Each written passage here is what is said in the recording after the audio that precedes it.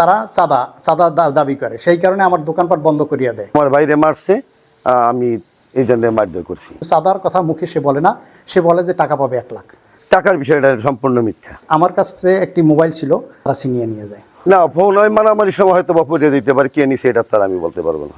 আমি আজকে সকালবেলা 9:30 থেকে 10টার দিকে লেমুয়া বাজারে বাজার করার উদ্দেশ্যে যাই। বাজার শেষে আমি বাড়ি আসতেছি, হঠাৎ করে বাজারের 4-এর একাংশ আগ পর্যন্ত, 3 পর্যন্ত আসছি, এক অংশের সময় হঠাৎ করে এসে আমার মোবাইলটা হাত থেকে ছিনিয়ে নিয়ে যায়। তাকাই দেখি একটা ছেলে, ওর নাম জামাল, উনি বলতেছে যে তোমার কাছে 1 লক্ষ টাকা পাবো, 1 লক্ষ টাকা না দিয়ে কেন বাজারে উঠছো? হ্যাঁ, আমি বলছি যে কিসের টাকা? কয় তুই ভালো করে জানো কিসের টাকা। এই কইরা আমারে এলোপাতারি মারা শুরু করে। আমি মানে দিশার হারাই আমি চায়ের দোকানে উঠি। ওটার পরিপ্রেক্ষিতে সেখানে বসে আমারে মানে উপর্য পরিমাণ 3-4 জনে আমারে লাথি ঘুষি এবং চর থাপ্পড় মারে, এবং আমার শরীরের বিভিন্ন অংশে ফুলে জখম হয়, এবং আমি খুব শারীরিকভাবে অসুস্থ। এবং আমাকে বলে যে টাকা না দেওয়া পর্যন্ত লেমুয়া বাজার উঠবি না। হ্যাঁ, এই বলে আমার সাথে মারপিট করে। এবং কিছুক্ষণ পরে, আমি বাজার থেকে চলে আসার পরে কিছুক্ষণ পরে দেখি, মানে শুনতে পাই যে অনেক রান্দা দেশীয় অস্ত্র, দা, সেনা নিয়ে তারা আবার অকৃতভাবে হামলা করার জন্য আসে। এবং বিগত দিনে আমার সাথে 7-8 মাস আগে ওর সাথে আরও একটা ঘটনা ঘটছিল, যে এইভাবে সে সময় 1 লক্ষ টাকা চাঁদা চায়। সেখানে আমার লেমুয়ার পূর্ব মাথায় বৈশা আমার কাছ থেকে আমার হাতে থাকা একটি মোবাইল এবং নগদ 35,000 টাকা ছিনিয়ে নিয়ে যায়। এবং আমার পায়ের মানে বা পা মানে হাতুড়ি দিয়ে পিটিয়ে মানে ভেঙে ফেলে। আমি ঢাকা বিআরবি কেবল হসপিটালে চিকিৎসা করার পরিপ্রেক্ষিতে আল্লাহর রহমতে আমি সেখান থেকে সুস্থ হই। সুস্থতা হওয়ার পরে পরবর্তীতে আমি বাড়ি আসি।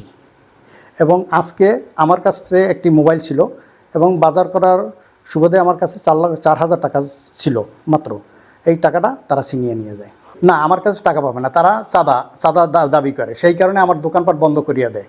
আমার রায়নপুর ইউনিয়ন পরিষদে আমার নামে একটা স্টল ছিল, সেই স্টল থেকে আমার দোকান অদ্যবধি আজ পর্যন্ত খুলতে পারিনি। পরবর্তীতে 2 মাস আগে আমি পিছনের বকেয়া টাকা শোধ করিয়া ইউনিয়ন পরিষদের আমি মালামাল আমার বাসায় নিয়ে আসি। আজকে হয়তো বাজারের দিন হাজার হাজার লোক ছিল, আমাকে প্রকাশ্যে মারছে, সবাই দেখছে।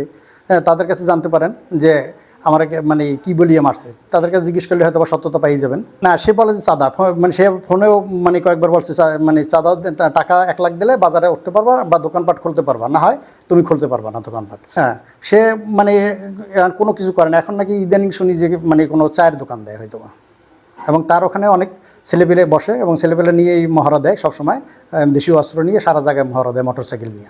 আমি বিগত দিনে বাংলাদেশ জাতীয়তাবাদী দলের সাবেক যুবদলের সভাপতি ছিলাম, এবং উপজেলায় আমার বড় ভাই প্রিন্স, সে সভাপতি ছিল, উপজেলা সভাপতি।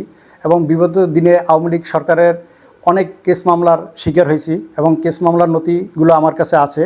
হ্যাঁ, এবং এই সরকার, এবং আমি কোনো দল করি নাই, আমি মানে কোনো পদবিতে যাই নাই কারো, মানে আওয়ামী লীগের আমলে কোনো পদবিতে যাই না, আমি নিরপেক্ষতা পালন করছি।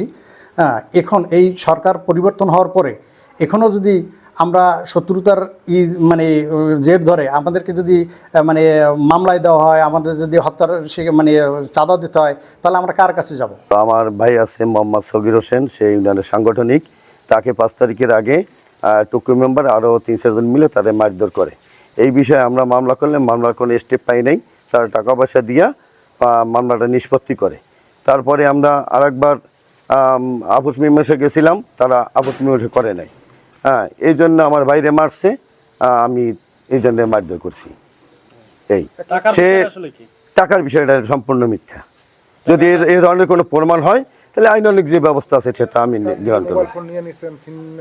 না, ফোন হয় মারামারির সময় হয়তো বা পড়িয়ে দিতে পারে, কে নিছে এটা তার আমি বলতে পারবো না।